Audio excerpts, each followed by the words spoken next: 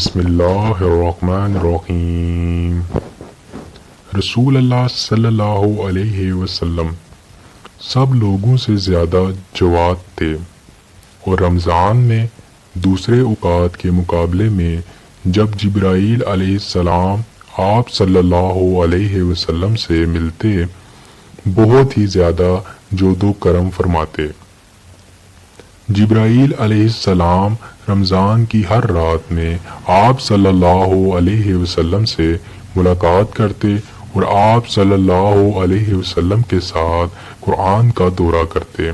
غرض نبی کریم صلی اللہ علیہ وسلم لوگوں کو بلائی پہنچانے میں بارش لانے والی ہوا سے بھی زیادہ جود و کرم فرمایا کرتے تھے۔